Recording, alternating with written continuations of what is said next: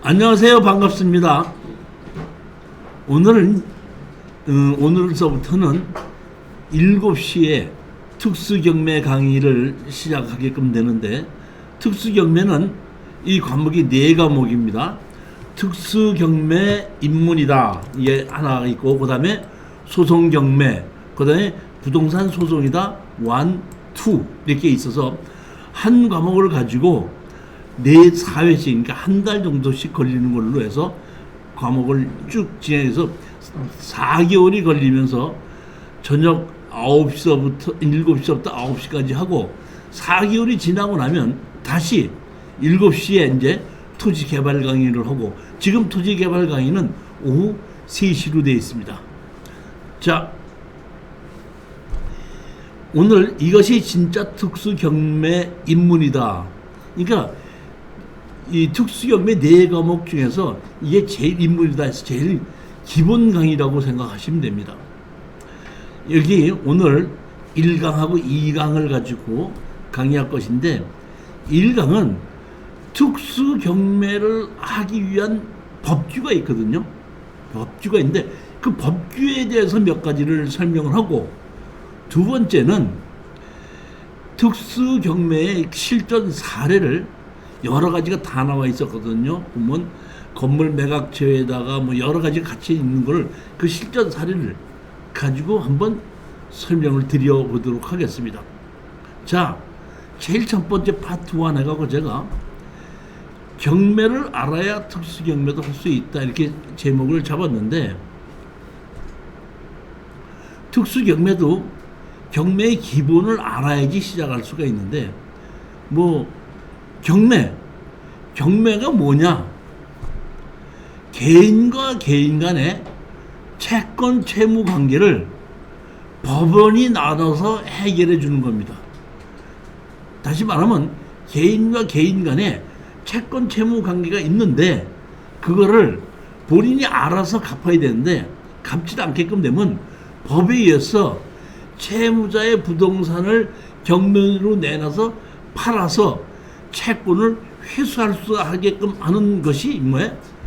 부동산 경매인데, 이 부동산 경매를 하기 위해서는 민사집행법이라는 것이 있습니다. 그 민사집행법에 의해서 경매가 진행됩니다. 그런데 경매는 임의경매와 강제경매로 나뉘어집니다. 임의경매는 처음서부터 채권 채무 관계가 만들어졌을 때에, 내가 만약에 채무를 갚지 않는다 그러면은 내 부동산을 당신이 언제라도 팔아서 당신 돈을 회수할 수 있다, 이렇게 해서 설정을 해놓고 빌려주는 것입니다. 그러니까 만약에 돈을 갚지 않으면 언제든지 그 부동산을 경매로 집어넣을 수 있습니다. 따라서 은행에서 돈을 빌려줄 때 하는 것이 임의경매, 설정을 해놓고 만약에 채무자가 갚지 않으면 임의경매로 해서 그 물건을 팔아서, 경매로 팔아서 채권을 회수하는 것이 임의경매입니다. 강제경매는 채권 채무 관계가 생겼는데 설정을 하지는 않았죠. 일반적으로 뭐 돈을 주고 받을 게 있어서 했다가, 만약에 채무를 갚지 않는다고 하면 그 사람의 부동산을 조사를 해서 그 부동산을 강제 경매를 집어넣어서 채권을 회수하는 겁니다. 이렇게 해서 채권을 회수하는 방법이 경매에서는 임의경매가 있고 강제경매가 있다, 이렇게만 생각하시면 됩니다. 경매의 대상은 부동산을 가지고 경매로 하게끔 되는데, 어떤 땅에 어떤 건물을 짓기 위해서 건물을 시공하다가 준공을 받지 않은 건물도 두 가지가 우리가 경매로 진행할 수 있는 두 가지 방법이 있는데, 하나는 건물이 어느 정도 완성됐다 했을 때 건축물 관리장이 없고 등기부 등본이 없을 때는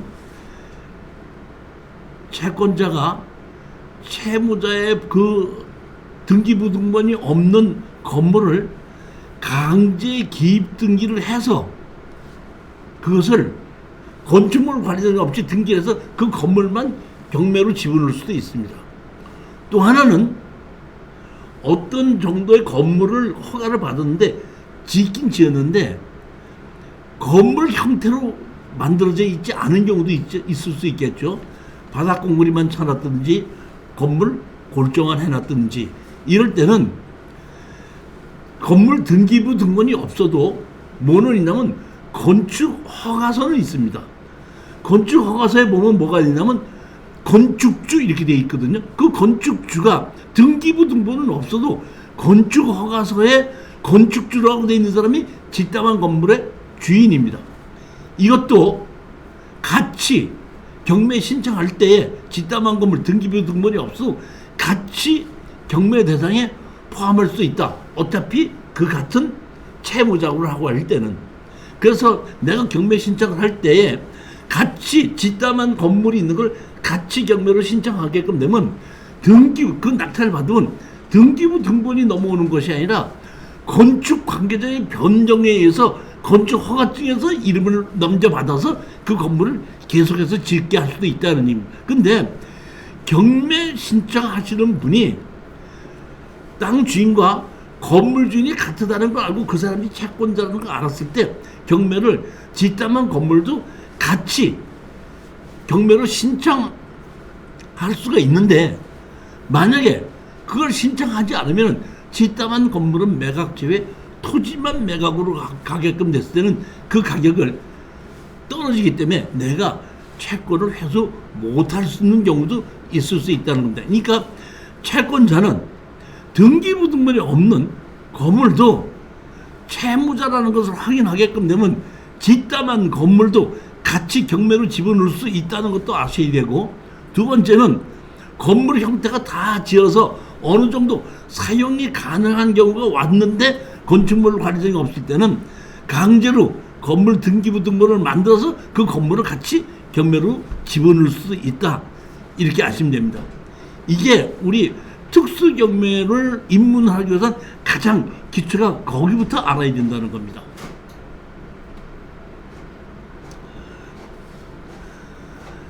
건축물이 없는 대장은 건물은 강제 기입 후 건물만 경매도 가능한데 문제는 이럴 때 건축 허가를 받았을 때는 가능한데 건축 허가를 받지 않고 무허가 건물인 경우에는 그 건물은 강제로 경매로 집어넣을 수는 없습니다. 다만 무허가로 집어넣는 것은 어떻게 해야 되냐면 내가 땅 그 건물 주인과 협상을 해서 무허가 건물도 팔고 사서 부동산 거래에 의해서 내가 그 건축물이 없는 또는 등기부 등본이 없는 건물도 내가 그 사람에게 사서 취득세를 내고 내가 재산세를 내고 있다 그러면 등기부 등본도 없다고 하더라도 내가 그 무허가 건물의 주인은 될 수가 있다는 겁니다. 다만 무허가 건물 주인과 새로 산 땅 주인과 협상이 되지 않아서 그 건물 주인이 팔지도 않겠다, 허물지도 않겠다, 마음대로 해라 했을 때는 땅 주인은 대체 집행을 건물 철거하고 하라 하는 판결을 받은 걸 가지고 내가 대체 집행 신청을 해서 집행관이 와서 건물을 허물게 할 수는 있습니다.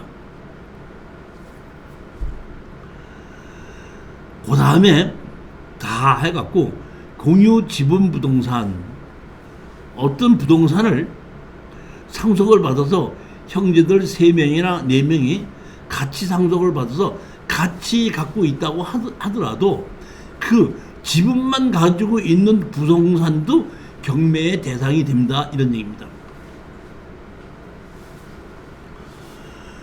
만약에 이 경우에 지분으로 된 것을 낙찰을 받았을 때는 낙찰을 받은 사람은 민법 269조에 의해서 분할을 요구할 수가 있습니다. 분할을 요구하면은 법원에서는 현물 분할이 원칙입니다. 그러니까 협의를 해서 현물 분할을 원칙으로 하게끔 되고, 현물로 분할할 수 없는 건물, 아파트, 상가 이런 경우에는 경매로 내놔서 팔아서 현금으로 분할을 해준다, 이런 얘기입니다.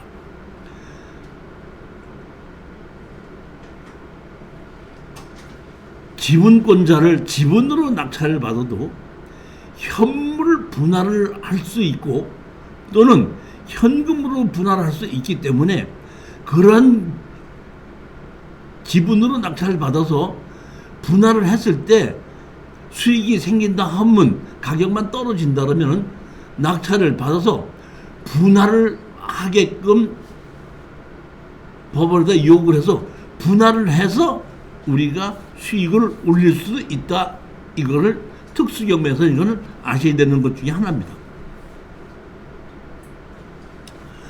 그 다음에 우리가 공장인 경우에, 이제 공장이 경매로 나오는 경우는, 공장은 공장 및 광업재단 저당법에 의해서 건물만 집어넣는 것이 아니라 공장에서 필요한 건물, 공작물, 기계, 기구 또는 전기, 전봇대, 전선 이런 것도 다 같이 경매로 집어넣게끔 되어 있습니다. 따라서 내가 필요 없는 기계 또는 이런 것도 같이 매각에 포함이 될 수 있다는 걸 우리가 아시면 됩니다. 그 다음에 수목인데, 땅 주인이 건축법에 의해서 내가 집을 짓게끔 되면 일정의 그 나무를 심게끔 돼 있지 않습니까? 정원을 만들게끔 돼 있는데, 건축법에 의해서 나무를 심었을 때는 주 건물의 정원은 부속된 걸로 보기 때문에 건물을 매매하면서 거기에 있는 정원에 있는 나무도 같이 매각에 포함한다는 걸로 보면 되는데, 그렇지 않고 땅이 농지가 경매로 나왔는데 농지 주인과 농사를 짓는 사람이 다를 때는 농지는 낙찰을 받았고 그 위에 있는 수목은 낙찰을 받지 않은 것으로 봅니다. 보통 보면 경매 이렇게 그 농지나 임야의 경우에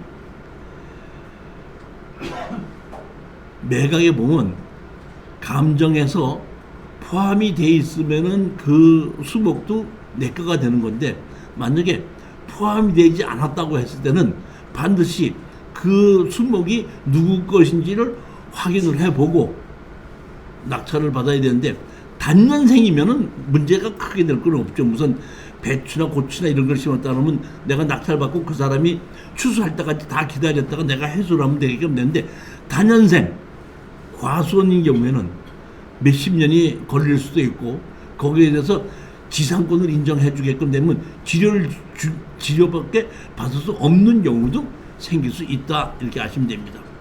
그 다음에 제시외라는 것이 가끔가다 나오게끔 됩니다.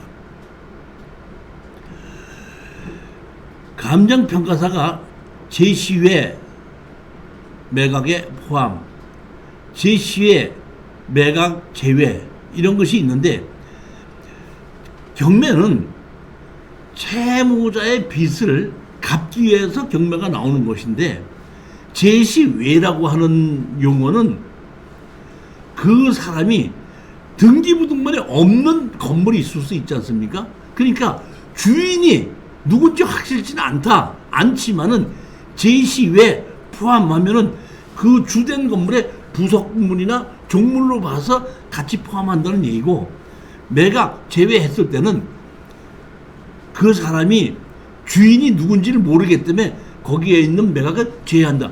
쉽게 얘기하면 제일 많은 게 우리가 그런 거죠. 보면 컨테이너 제시외 매각 제외. 그러니까 땅을 낙찰 받았는데 거기 컨테이너를 갖다 놨는데 컨테이너가 누구 건지 모른다, 이런 얘기죠. 그 컨테이너에 등기부등본도 없고 채무자 것인지 누구 건지 모르다 보니까 감정평가사가 알 수 없으니까 제시외 컨테이너 매각 제외. 근데 어떤 경우에는 보면 제시외 창고, 화장실, 매각 포함 이런 것도 있거든요. 제시외라는 얘기는 거기에 화장실이나 창고가 건축물 관리장이 없기 때문에 주인이 누구라는 것은 모르지만 주된 건물에 종속되어 있는 부속인 걸로 봐서 감정평가사가 매각에 포함한다 이렇게 되고, 매각 포함이나 제외나 안 나온 경우도 가끔가다 있습니다. 안 나온 경우에는 건축법에 의해서 주물을 갖다가 경매로 집어넣으면 그 부속건 주물도 같이 따라온다고 보시면 되는 겁니다. 이게 무슨 얘기냐면은 어떤 땅과 건물을 경매로 낙찰을 받았는데 그 건물에 아무것도 나오지 않는 대문도 있고 담장도 있지 않습니까? 대문이나 담장은 그 건물에 종속되어 있는 물건이기 때문에 제시외 대문, 제시외 뭐 담장 이런 것이 아무 얘기가 없다고 하더라도 거기는 주물에 포함되어 있는 거기 때문에 그것은 말에 없어 매각에 포함된다. 즉 건축법에 의해서 부속물이나 종물인 경우에는 제시외에 포함 아무 소리가 없어도 그것은 포함이 된다 이렇게 아시면 됩니다. 자, 이게 그 다음에 이제 가장 중요한 것이 뭐냐면 재단법인인 겁니다. 다시 말하면 건물이나 땅 주인이 재단법인인 경우에는, 재단법인일 때는 정관에 보게끔 되면은 그 주무장관의 재산을 사거나 팔을 때 보고하게끔 되어 있습니다. 그래서 팔게끔 되면 허락을 받아야 되는데 재단법인의 것이 빚을 져서 경매로 나왔다. 경매로 하면 내가 낙찰을 받아서 내 이름으로 잔금을 냈다고 해서 내 이름으로 등재가 되지 않습니다. 왜? 주무장관의 허가를 받아야 되기 때문에. 따라서 재단법인에 있는 학교법인이나 의료법인, 특히 가끔가다 나오는 게 제일 많이 나오는 게 뭐냐면 묘지, 임야가 있는데 그걸 재단법인으로 만들어 가지고 그런 그 공동 묘지 같은 이런 넓은 땅이 그것이 경매로 가끔가다 나오는 게인데 보게끔 되면 재단법인 어디 이렇게 돼 있으면 그 가격이 뭐 몇만 평이 30억짜리가 뭐 몇천만 원까지 떨어져도 낙찰을 받아도 내 이름으로 등기가 이전이 안 된다 이런 뜻입니다. 재단법인 조심해야 된다는 얘기입니다. 재단법인은 학교법이나 의료법인 같은 경우가 가끔가다 경매로 나옵니다.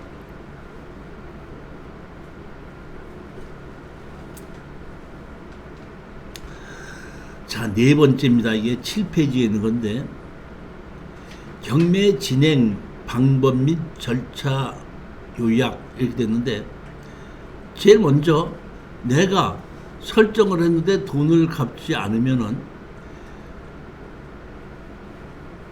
경매 개시로 해서 해달라고 법원에다가 요청할 수가 있습니다.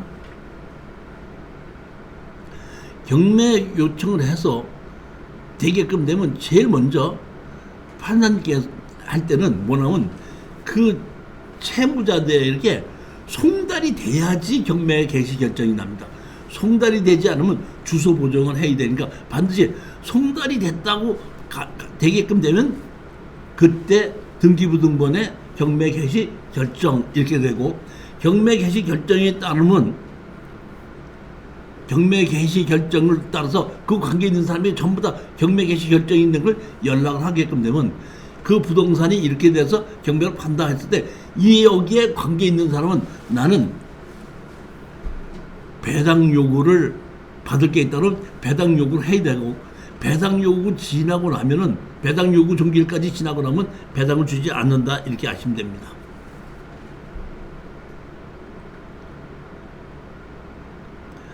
여기 보면 배당 요구에 따라 매수인이 인수해야 할 부담이 바뀌는 경우는 배당 요구를 한 채권자에게 배당 요구 종기가 지난 뒤에는 이를 처리하지 못한다. 원래 민사집행법 전에는 무슨 법이었었죠? 강제집행. 자, 이 제가 이제 경매를 배워서 한참 하다가 몇 년 지나다가 이게 이제 민사집행법으로 변경이 됐는데, 그 이전에 제가 처음에 경매를 배워가지고 했을 때 이런 경우도 있었어요. 보면은 전두환 정부에서 주택 임대차 보호법을 만들어서 기준거리보다 앞선 세입자가 낙찰자에게 대항력을 요구할 수도 있고 법원에 배당을 받을 수도 있습니다. 이런 걸 보고 그 당시에 우리가 쌍칼잡이다 이랬었습니다. 근데 보면 예전에 보니까 강남에 아파트가 경매로 나왔는데 전세입자가 3억의 전세가 들어가 있는데 기준거리보다 앞서 있더라고요. 앞서 있는데 이 사람인 배당 요구를 안 하는 거야. 왜? 낙찰자에게 그냥 돈 달라 그러면 그때까지 그대로 살 수 있으니까.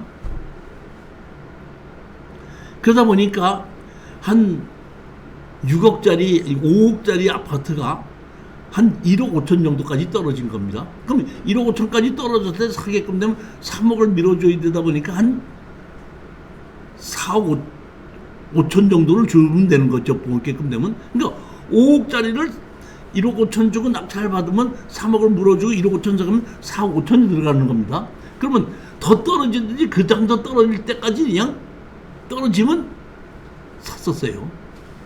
사서 일주일 지나면 낙찰허가 나지 않습니까? 낙찰허가 나면은 우리가 그 아파트를 찾아갔어요. 보니까 3억을 세입자로 들으셨는데 사장님께서는 배당 요구도 할 수 있고 대항력을 행사할 수 있는데 왜 대항력으로 행사하십니까? 법원에 배당 요구를 좀 해주시면 안 되겠습니까? 이런 요구를 할 수도 있다 이런 얘기입니다.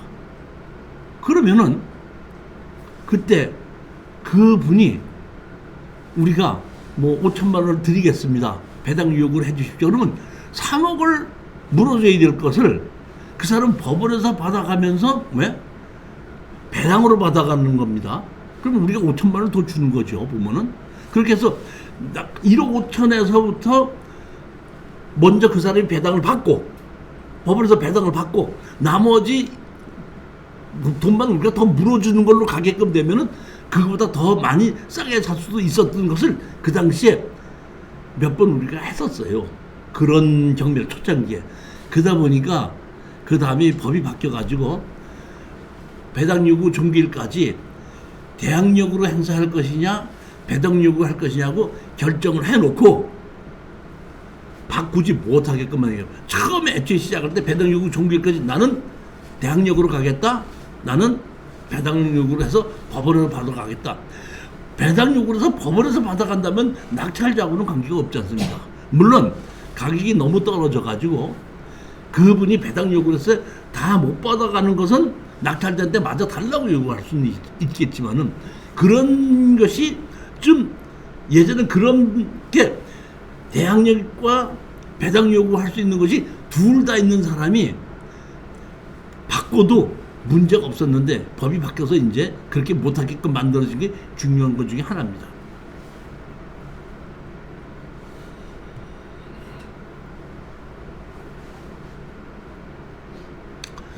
매각 허가의 결정. 우리가 낙찰을 받으면 일주일 있다가 허가가 났냐 불허가가 났냐 이렇게 보지 않습니까? 그러니까 아무 문제가 없다 그러면은 허가가 납니다. 그럼 낙찰로 허가 나고 낙찰 허가 났는데 그 다음에 다시 또 일주일이 기간이 뭐냐면 낙찰 당한 사람의 이의 신청 기간입니다. 따라서 일주일 있다가 낙찰 허가가 났다가 다시 이의 신청에 의해서 다시 불허가 나는 수도 있습니다. 저도 그런 경우가 있었는데 예전에 그 4분의 1 지분으로 낙찰을 받았는데 그 낙찰 받은 것이 일주일 있다가 허가가 났습니다. 다시 보름 있다가 불허가가 났더라고요. 그래서 내가 경매계에다 전화를 했죠. 왜 불허가가 났습니다. 그랬더니 지분권자에게 송달이 돼야 되는데 송달이 안 돼갖고 송달 간주려서 경매를 집어넣는데 그 사람이 와서 나 송달 안 됐으니까 이거를 불허가 해달라고 해가지고 불허가 내고 처음서부터 다시 경매 시작하는 경우가 있었습니다. 자, 제일 처음에 일주일에는 낙찰 받은 사람이 정당한 사람인가 정당하지 않은 것인가를 보고 허가를 내주고 그 다음 다시 일주일이 지나서 경매를 당한 사람이 이의신청이 있는 거 없는 걸 보고 이 보름이 다 끝나야지 결정이 되고 그때는 잔금을 내게끔 되면은 내 것이 소유권이 된다 이렇게 아시면 됩니다.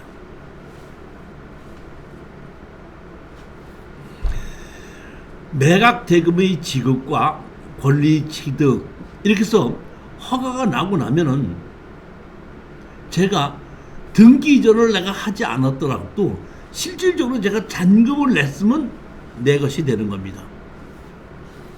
그러면 법원에서는 허가가 나면서 매달 며칠까지 잔금을 납입하라 이렇게 돼 있는데 그때까지 잔금을 내지 못하는 경우가 있는데 내지 못했다고 하더라도 다른 사람의 경매가 다시 낙찰받기 전까지 잔금을 내게끔 되면은 그 법원에서 밀린 소정의 이자만큼을 다시 받고 날짜 기일까지 내지 않아도 잔금을 마저 내게끔 되면 그러면 명의이전을 내가 할 수 있다 이런 얘기입니다.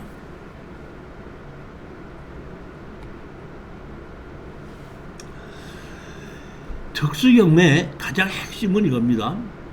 부동산은 사용의 권한이거든요.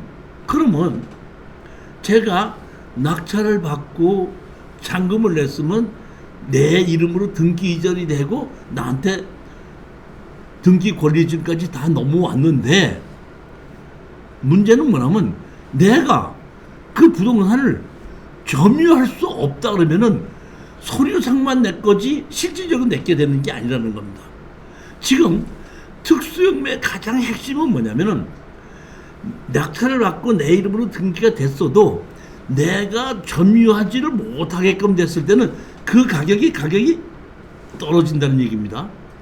떨어질 때 사서 점유권을 회수하게끔 되면 다시 정상적인 가격이 되고 정상적인 가격에 매도하자 이런 얘기입니다. 그러니까 부동산은 내가 사는 가격과 파는 가격의 차이를 우리가 수익을 보는 건데 예전에는 대부분 부동산을 사놓고 올라갈 때까지 기다리는 겁니다. 1년인지 2년인지 3년이 기다려서 내가 사서 예를 들어서 2억 주고 샀는데 3년 기다리다 보니까 3억이 되더 2억 5천이 되더라. 그럼 2억 5천에 매도를 하게끔 되면 5천만 원이라는 수익이 생기는 게 부동산 투자의 원칙인데 저는 그런 것이 아니라 원래 부동산이 얼마인데 3억인데 내가 낙찰을 받아도 내가 등기 이전을 해도 내가 점유권을 가져올 수 없는 현황이다 그러면 3억짜리가 1억 5천으로 떨어진다는 얘기거든요. 그럼 1억 5천에 떨어져서 사가지고 점유권을 회수하게끔 되면 다시 원래 3억대로 되지 않느냐. 그것이 제가 특수경매의 원리라고 보시면 되는 겁니다.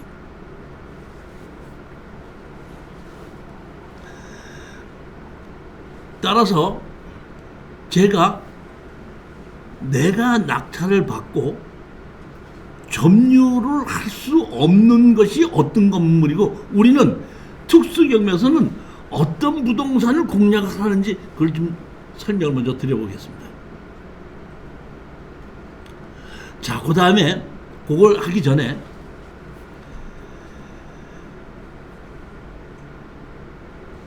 배당과 인도 명령 이렇게 있는데 낙찰을 받게끔 되면은 거기에 배당 요구했던 사람에게 순서에 따라서 배당을 하게끔 되죠.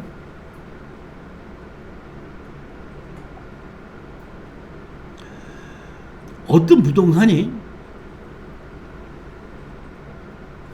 지분으로 가등기가 돼 있다 그러면 본등기 한 사람하고 가등기 매매야 가등기가 돼 있다 그러면 실질적으로 주인이 누군지를 모르지 않습니까?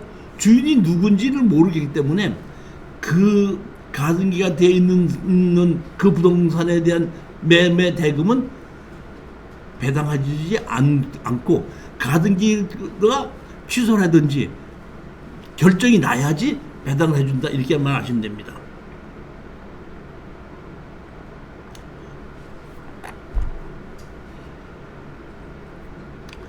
민사집행법이 있는 거를 잠시 요약만 시키자면, 집행관이 집행일시 지정해갖고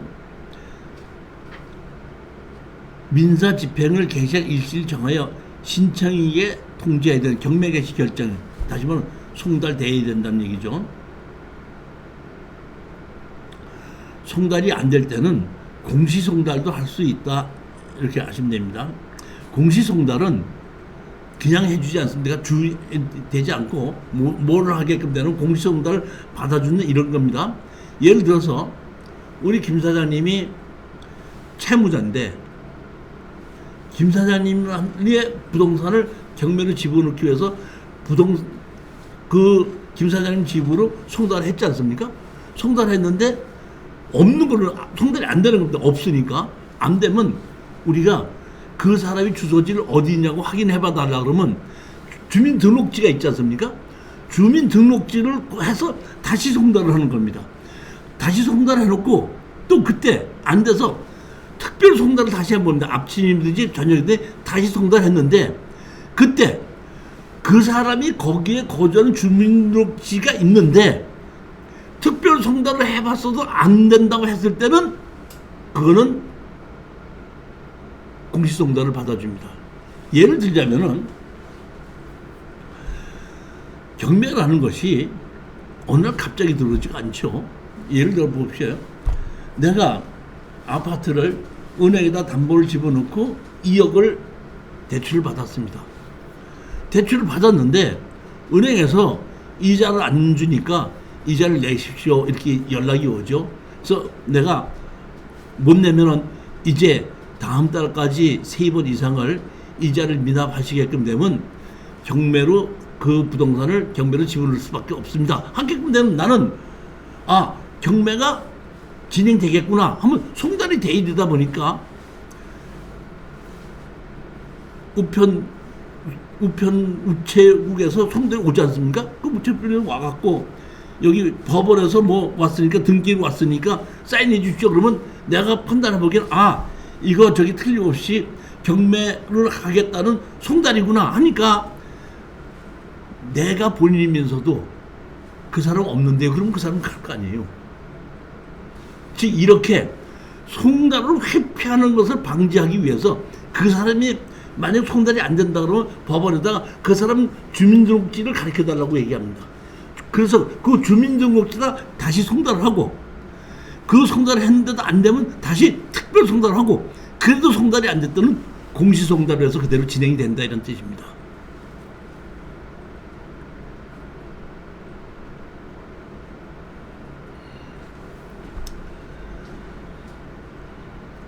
(9페이지입니다) 미등기 건물에 강제 집행했고 민사집행법에 의의가 있는 겁니다. 법 81조 사망 사항 규정에 따라 집행관이 건물을 조사한 때는 다음 각호의 사항을 적은 서면에 건물의 도면과 사진을 붙여 정해진 날까지 법원에 제출해야 된다. 미등기, 다시 말하면 등기부 등본이 없는 건물도 아까 제가 경매로 집어넣을 수 있다고 그러지 않습니까? 그때 집행관이 사건의 표시, 조사 일시의 방법, 건물의 지번 구조 면적, 조사한 건물의 지번 구조 면적이 건축허가 또는 건축 신고를 증명하는 서류의 내용과 다를 때는 그 취지와 구체적인 내역, 다시 말하면 이렇게 건축허가를 받아서 도면이 돼 있는 거는 그대로 미등기돼 있어도 경매로 집어넣을 수 있다는 뜻입니다. 핵심이 이겁니다. 자, 다시 봅시다. 여기 보면 건물의 지번, 구조, 면적이 건축허가 또는 건축 신고된 것과 동일하다고 인정되지 아니한 때는 법원은 신청을 각하해야 한다. 자, 건물 매각 제외가 가끔가다 나오는데 이게 이런 겁니다. 보면은 옛날에 15평짜리 집을 시골에 짓고 살았습니다. 있는데 그거를 담보로 잡고 돈을 빌려줄 수가 있었죠. 그러면 담보로 잡고 그거를 몰래 수리를 했다 이럴 수 있지 않습니까? 예를 들어서 15평짜리를 허가를 받지 않고 옛날 있다는 거 허물고 다시 짓든지 뭐 대수선을 해가지고 15평짜리가 25평짜리가 될 수 있지 않습니까? 그러면 건축물 관리대장이 있는 건물과 현존하는 건물이 다르지 않습니까? 그러면 여기 민사집행법에 의해서 그 현황조사, 감정평가 현황조사하는 사람이 건축물 관리대장과 현재 있는 건물이 다릅니다 하게끔 되면 판사님께서 그 건물은 매각 제외해라 이렇게 나오는 게 하나가 이런 경우인데, 분명히 여기 보면 건축 신고된 것 동일하다고 인정되지 아니한 때는 법원은 강제기매 신청을 뭐 해야 된다? 각하하여야 된다. 이게 나와 있습니다. 뭐.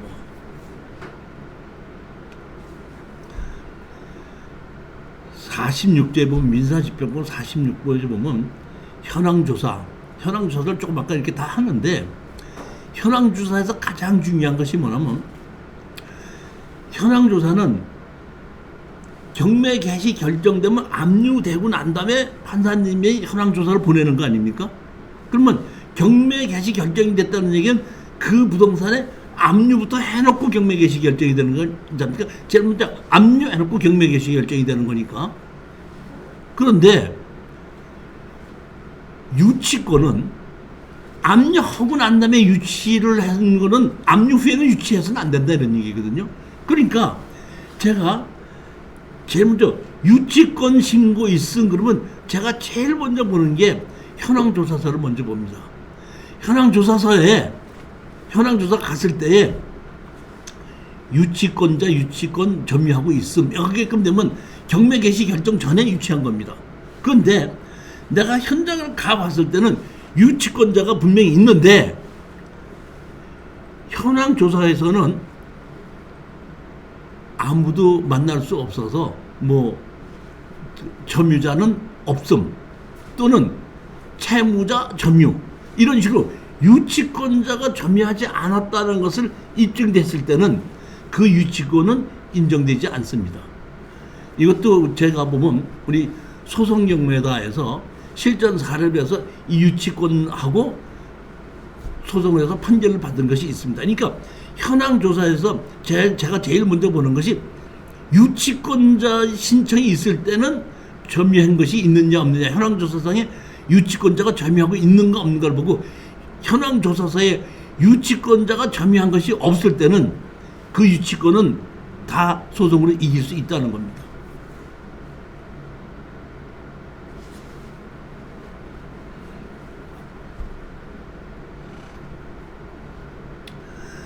최고가 매수 신고인 등이 결정하게끔 되면 그날 입찰에 들어가서 뭐 10명이든지 5명이든지 돼서 그 사람 하나하나를 다 불러서 누구 얼마 해가지고 결정을 하고, 아까도 말씀드렸듯이 일주일 후에 허가, 또 다시 일주일 후에 허가 불허가 하는 것으로서 판결을 함으로써 결정이 난다는 겁니다. 그 다음에 제일 또 하나 우리가 아셔야 될 것은 공유자 우선 매수 행사 절차. 공유자가 규정에 따른 신고를 하였으나 다른 매수 신고인이 없을 때는 최저 매각 가격을 최고 매수가 가격 신고 가격으로 본다. 공유자 우선 매수를 할 때는 두 가지로 할 수가 있습니다. 경매를 하기 전에 미리 서류로 공유자 우선 매수를 한다는 거 서류를 신청을 해서 모든 사람에게 공유자가 내가 이거를 사겠다고 알리는 방법이 하나가 있습니다. 그 다음에 알리지 않고 법원에 가서 누가 낙찰을 받게끔 되면 그때 손들고 나가서 저 공유자인데 공유자 우선 매수 신청합니다 할 수도 있습니다. 그러니까 공유자 우선 매수를 신청할 수 있는 방법은 두 가지 방법이 있다는 얘기입니다. 그러면 예를 들어서 1억짜리가 7천만 원까지 떨어졌습니다. 7천만 원까지 떨어졌는데 1억짜리를 7천만 원까지 떨어졌을 때 공유자가 공유자 우선 매수 신청했습니다. 그러면 다른 사람들이 서류상으로 공유자가 우선 매수 신청했으니까 공유자가 들어올거나 하고 아무도 안 들어올 수 있겠죠. 그러면 신청한 사람이 다른 사람이 아무도 안 들어왔기 때문에 입찰자가 없으니까 경매법정에서 부르지를 않아요. 그 사건 번호를. 왜? 응찰자가 없으니까. 응찰자가 없다고 하더라도 다른 매수인이 없을 때는 최저 매각 가격을 최고 매수가 신경을 본다 했으니까 응찰자가 없어서 부르지 않아도 내가 공유자 우선 매수 신청을 했으면 경매가 다 끝나면은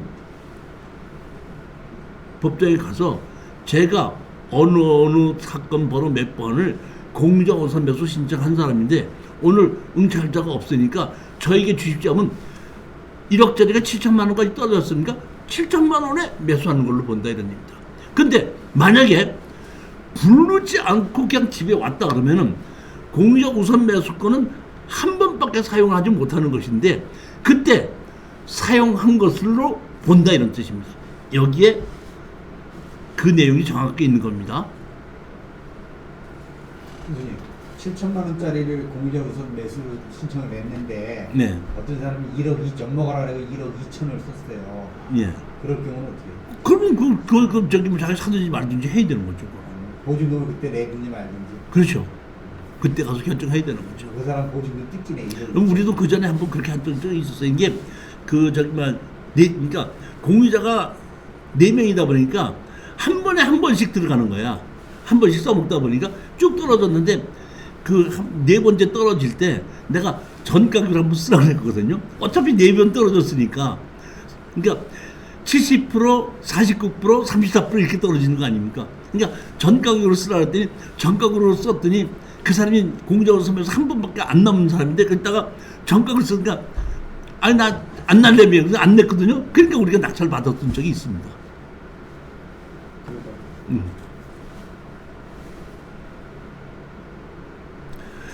자, 10분만 쉬었다가 특수경매 입문을 위한 법규